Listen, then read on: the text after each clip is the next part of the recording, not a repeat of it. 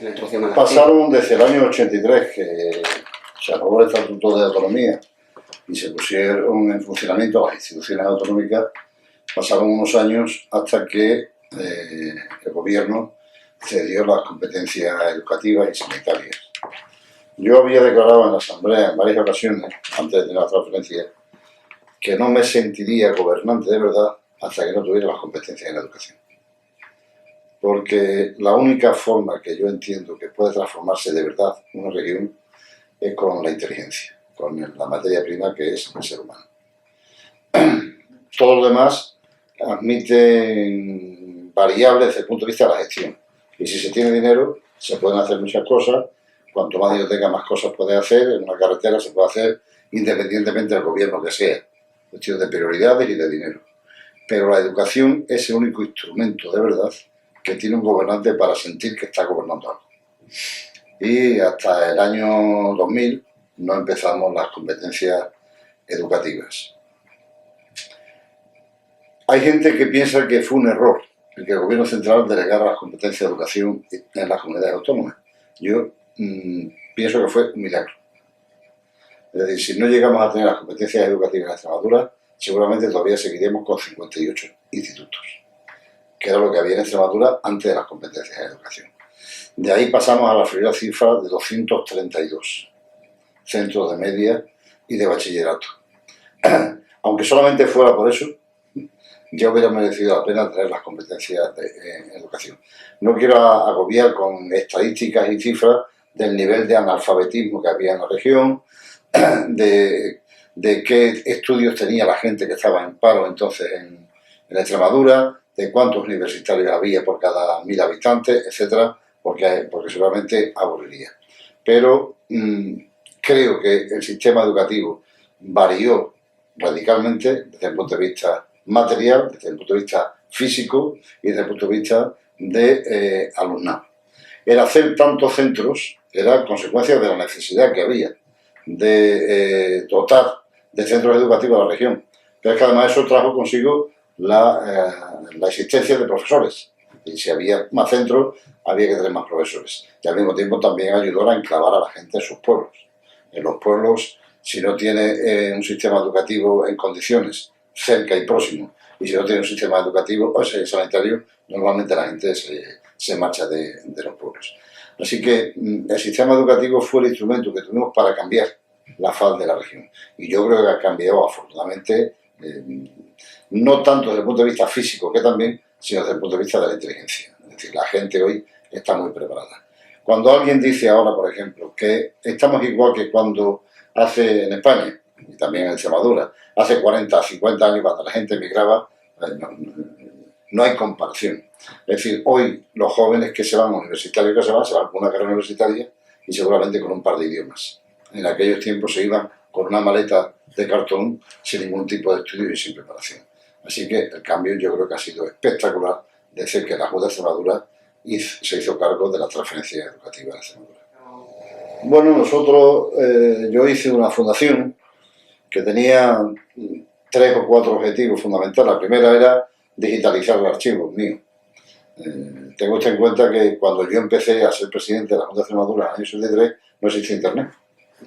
Ni casi existían los teléfonos, no existían los teléfonos móviles, no existía Twitter, no existía Facebook, no existía YouTube, no existía nada de esto. Todo era papel. Y hay mucho papel. Y los presidentes que ya van saliendo después que yo ya cogen el disco duro y ahí está el archivo, pero yo tenía mucho papel. Estamos digitalizándolo para dejarlo, bueno, para los historiadores que quieran saber cómo se desarrollaban y cómo se tomaban las decisiones en el tiempo en el que yo estuve presidiendo la Junta de Extremadura. Una segunda función es colaborar en la definición de la estructura del Estado, que en este momento está en cuestión indiscutible, y una tercera es imaginar la sociedad del futuro mediante el sistema educativo.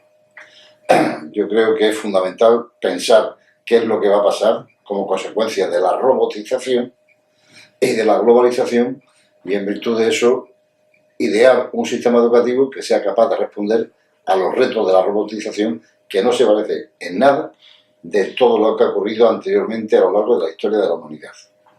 Es decir, yo que soy aficionado a la literatura fantástica, nadie imaginó nunca la existencia de Internet. Se puede, hoy vemos películas de Star Wars y todo esto y vemos que efectivamente eso ya alguien lo dijo antes. Y la existencia de planetas, de no sé qué, pero la existencia de Internet nadie lo imaginó. Entonces, el que la realidad haya pasado de física a virtual es un cambio tan espectacular y tan brutal que o se hace algo y se imagina lo que puede ser el futuro, teniendo en cuenta además lo que ha pasado en estos últimos 10 o 15 años, que era inimaginable que estuviéramos haciendo en estos momentos lo que estamos haciendo y que después se pueda en tiempo real pasar por streaming y pasar a millones de personas, era tan inimaginable que o somos capaces de averiguar cómo puede ser el futuro cuando salgan los críos que hoy han entrado en la escuela con 3 años, saldrá en el año 2033, 2034. ¿Cómo será el año 2033, 2034, teniendo en cuenta lo que ha pasado en los últimos 5 años? Entonces, esa es una tarea en la que yo estoy implicado, en la que colaboramos, hacemos cosas, hacemos algún tipo de seminario y escribo artículos también muchas veces relacionados con Internet, con la educación, cómo debería ser la educación, etcétera. Yo creo que si no hay un sistema educativo que sea capaz de dar respuesta a la imaginación y a la inteligencia de la gente, es una región que pierde su materia prima fundamental. Siempre ha sido importante la educación, pero es que ahora es fundamental. Es que ahora la materia prima del desarrollo de los pueblos es la inteligencia. Y la inteligencia está repartida equitativamente entre todos los seres humanos. Es decir, cuando la revolución industrial, si no tenías puertos, aeropuertos, hierro, carbón, estabas perdido. Hoy no, hoy si no tienes inteligencia, estás perdido. Pero es que la inteligencia no es patrimonio de ningún país, ni ninguna región. Es decir, los norteamericanos no son más inteligentes que los españoles, ni los españoles son menos inteligentes que los coreanos del sur, no, todo el mundo tiene más o menos el mismo nivel de inteligencia. Pero si observamos, por ejemplo, las empresas que en estos momentos son más importantes, si uno ve la lista de Forbes, ve la gente más rica del mundo, casi todas las primeras empresas, casi todos los ricos se dedican a estas cosas, a nuevas tecnologías.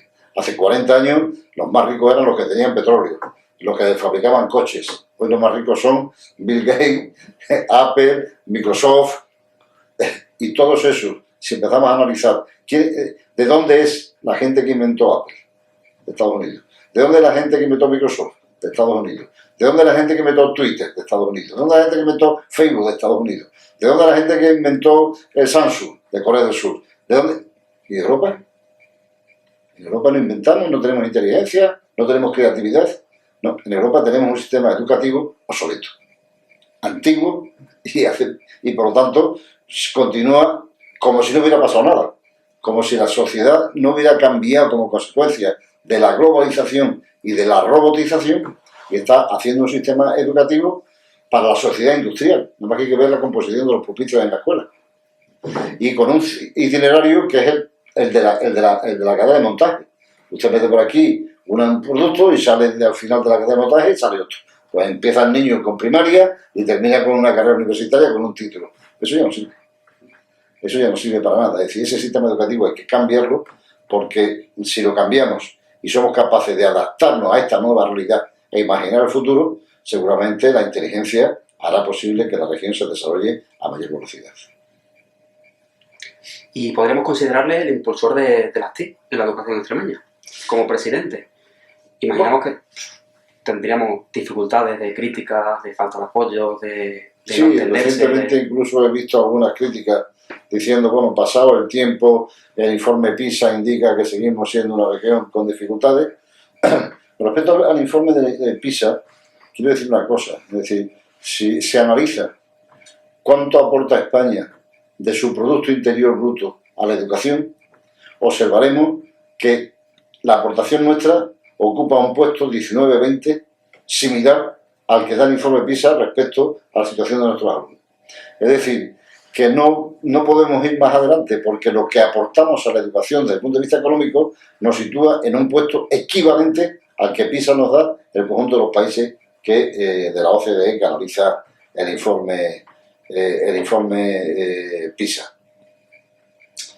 Yo tengo escrito que uno de mis mayores éxitos políticos fue haber visto antes que mucha gente por dónde iba a ir la sociedad. Mi mayor fracaso es que casi nadie me siguió. Y seguramente lo paguemos muy caro. Lo paguemos muy caro y dentro de 50 años empezaremos a entender que efectivamente en los años 90 y primeros del 2000 hubo una gran oportunidad de habernos puesto a la cabeza de esta revolución y sin embargo haberla desechado.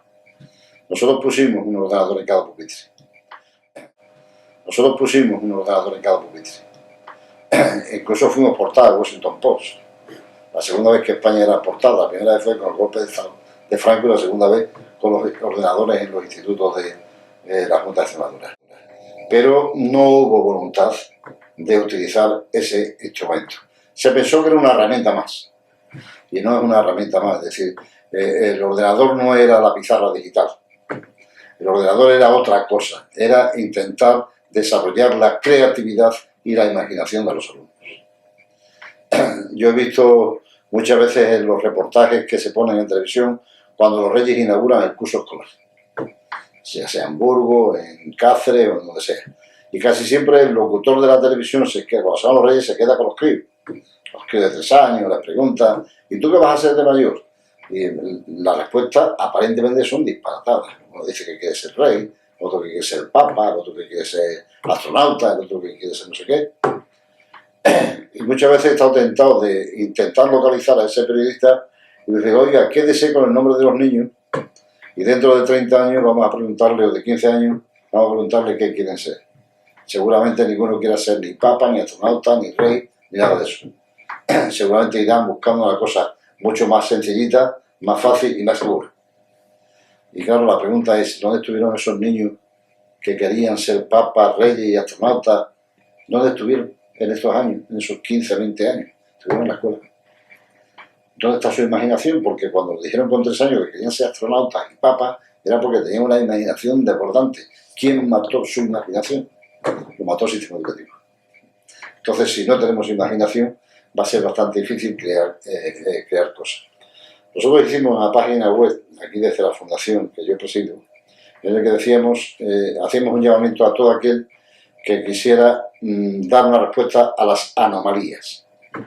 Es decir, las anomalías es, pues no sé, si yo tuviera en lugar de una mesa redonda, la tuviera oblicua, me sería mucho más fácil. Y entonces la idea que yo tengo, pero que no soy capaz de desarrollarla, seguramente un ingeniero sea capaz de darle respuesta y de ahí salir una empresa que se dedica a fabricar mesas ovaladas. Es una tontería de ejemplo, pero es ilustrativo. Bueno, acabo de ver que el Instituto Tecnológico de Massachusetts ha creado un premio dotado con 250.000 euros, cuyo plazo para inscribirse termina en mayo. Se llama el premio a la desobediencia. Es decir, dicen los profesores del Instituto Tecnológico de Massachusetts que nadie puede crear nada si no es desobediente. Desobediente en el buen sentido del término. Es decir, desobediente es aquel que dice, ¿los coches cómo se hacen? Pues los coches se hacen con un volante para el conductor y con un motor y con no sé qué, no sé cuánto. Y de pronto un desobediente dice el tío, no, yo voy a hacer un coche que no tenga volante, que no tenga conductor. Ese es un desobediente. Se ha salido de la línea, se ha salido del camino recto y ha decidido hacer una cosa creativa, nueva, innovadora.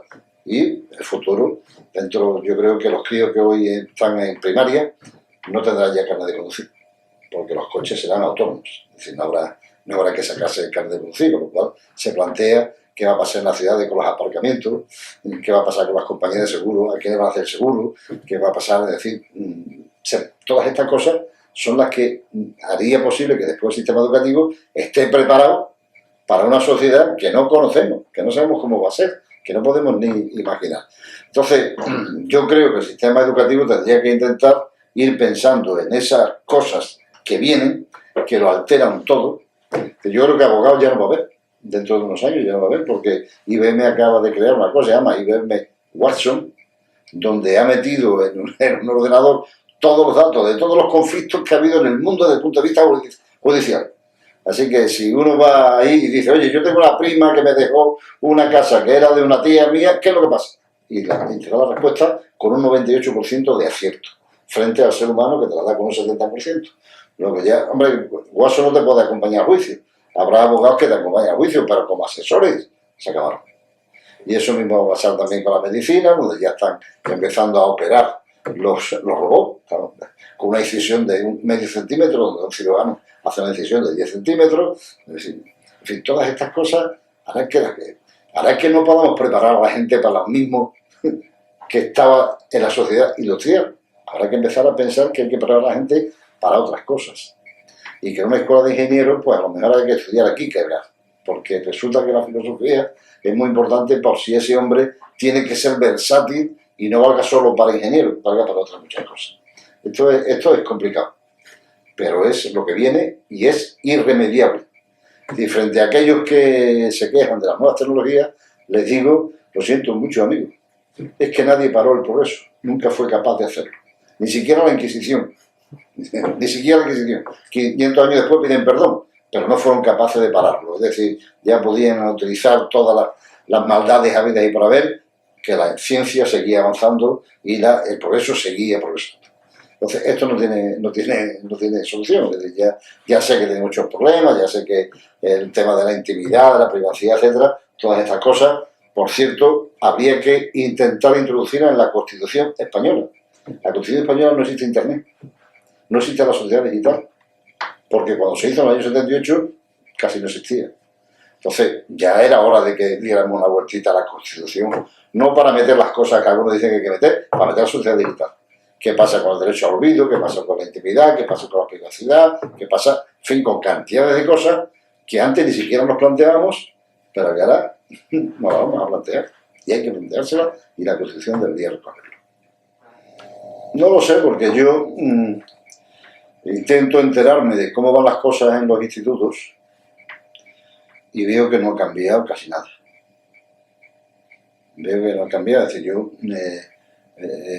convivo con chicos de 15 y 16 años y veo que más o menos llevan sus libros en la mochila, es decir, como yo cuando era muchacho, y estudian prácticamente las mismas cosas, etcétera. Entonces veo que no ha cambiado mucho. Yo creo que los ordenadores era un acierto, les guste o no les guste, pero es que además ahora ya las nuevas tendencias no es que pongan ordenadores en los pupitres, que ya no hay pupitres, lo que son pantallas de vídeo rodeando el aula, y hay un profesor virtual que está aplicándole a esos críos que están repartidos mejor por todo el mundo.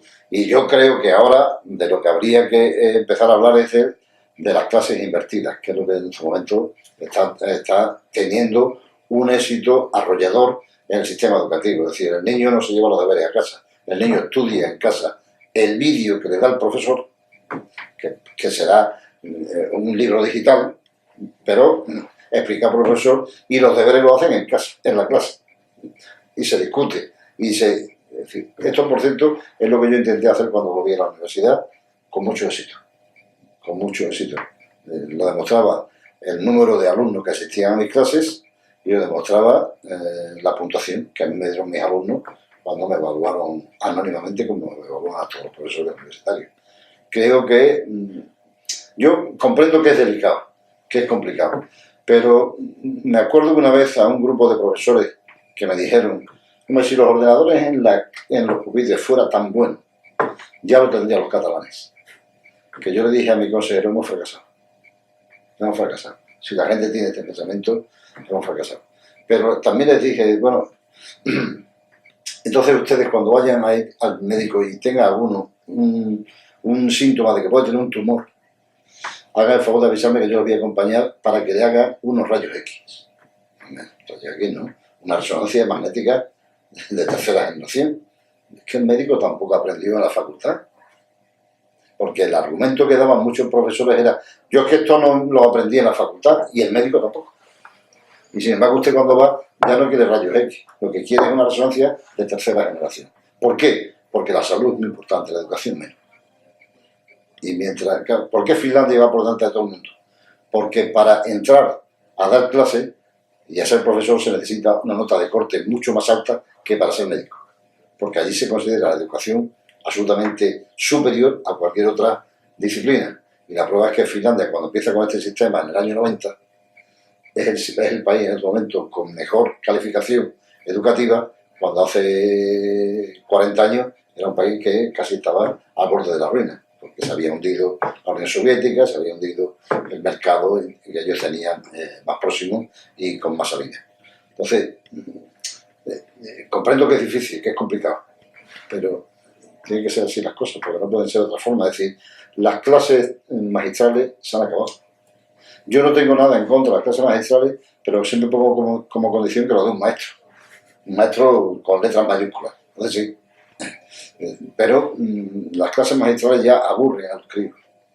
Los críos son digitales y los críos no pueden entrar en una clase y estar 6 horas siendo analógico, porque eso no tiene solución, no puede casar. Es decir, el crío no es un hardware, el crío es un software. Y nosotros seguimos metiendo la información al aparato. Y lo que tenemos que hacer es intentar que ellos creen. Y eso es el software. Entonces, si cambiamos la idea de hardware niño o software niño, estaremos triunfando. Bueno, primera cosa, decirle a los docentes, son fundamentales, ustedes son fundamentales para el sistema educativo. Es decir, cambiarán las cosas y están cambiando muchísimo, pero tiene que haber siempre un docente al frente de esto. Si no está el docente, nos perdemos. Ahora bien, el docente tiene que adaptarse, es decir, ya no es el depositario de la información y el que le transmite la información al alumno, ya no, porque ha aparecido Internet y saben más que nosotros, tienen más información que nosotros, y siempre vas a encontrar un profesor que explique las cosas mejor que tú. Yo cuando volví a dar clase, les decía a los alumnos, miren, visiten la página tal, porque ahí hay un tipo que explica esto de los fonemas de una forma maravillosa, mucho mejor que yo, que se lo he explicado, pero ahí lo van a entender mejor. Entonces, los profesores son fundamentales para el sistema, pero tenemos que empezar a virar y cambiar la idea de que la educación debe ser parecido a la medicina, que es siempre un sistema individualizado. Es decir, hay que estar contra la estandarización. Usted no va al médico y le dice, tengo aquí un grano, deme usted mismo la misma medicina que a mi vecino. Y dice, no, bueno, su vecino tiene el mismo grano ahí, pero no tiene a lo mejor lo mismo que usted. A usted le trato individualmente. Y sin embargo, en educación seguimos tratando estandarizadamente. El que vale, vale, y el que no, que se quede para atrás. Y hoy, con las nuevas tecnologías, podemos, y yo creo que Escolarium es un ejemplo, podemos personalizar la educación. Porque no todo el mundo tiene la misma capacidad. Yo me mato diciendo, oiga, ¿por qué un examen tiene que durar 50 minutos? Si hay críos que a lo mejor si le diéramos 60, lo harían bien. Entonces, no todo el mundo hace las cosas con la misma velocidad. Hay gente que lo hace mejor, más rápido, más lento. Es decir, el profesor es el agente que está en la escuela y en el aula y es el que sabe cómo son sus alumnos. Y ahora tiene la posibilidad de tratar individualmente a sus alumnos y trabajar con ellos respondiendo a preguntas. En Estados Unidos se dice que no hay ninguna pregunta impertinente en las clases. Y por eso hace que nadie tenga vergüenza de preguntar, porque todas las preguntas son absolutamente respetables. Aquí no, aquí seguimos todavía con la idea de que hay alguna pregunta y nadie pregunta porque se van a reír. Allí no se ríe nadie de las preguntas. Porque todas las preguntas son importantes. ¿Para qué? Para aprender lo necesario para poder... ¿Qué es lo que le diría yo a la sociedad educativa? Lo que hemos dicho anteriormente, piensen cómo va a ser la sociedad dentro de 20 años, de 15 años.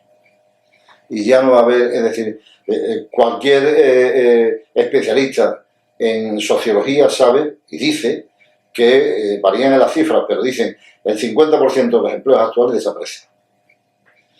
Sin duda serán sustituidos por otros. ¿Cuáles? No lo saben. No lo saben. Entonces, son empleos que van a existir, pero que no sabemos cómo son. Es muy difícil preparar a la gente para empleos que no existen. Es muy difícil. Por lo tanto, ¿qué es lo que tenemos que hacer? Como no sabemos exactamente por dónde vamos a tener que salir, pues hay que prepararnos para ver si hay que salir por el piso primero o por el segundo. Hay que prepararnos para varias posibilidades. Y por lo tanto ya no tiene que ser el sistema cerrado y por temas, porque usted va a ser ingeniero de camino, ¿no? Ingeniero de camino o a lo mejor podré ser varias cosas y por lo tanto, es decir, yo dije hace unos años en una apertura de curso de la universidad, con muy poca fortuna, por cierto, entre los profesores, que habría que intentar que los alumnos universitarios se formaran como el príncipe de Asturias. que no sé si ha terminado alguna carrera, porque ha ido eligiendo las asignaturas que se consideraban fundamental para su formación como rey. Pues yo creo que habría que intentar que la gente fuera eligiendo su currículum para aquello que quiere ser en el futuro. ¿Qué es lo que quiere usted ser?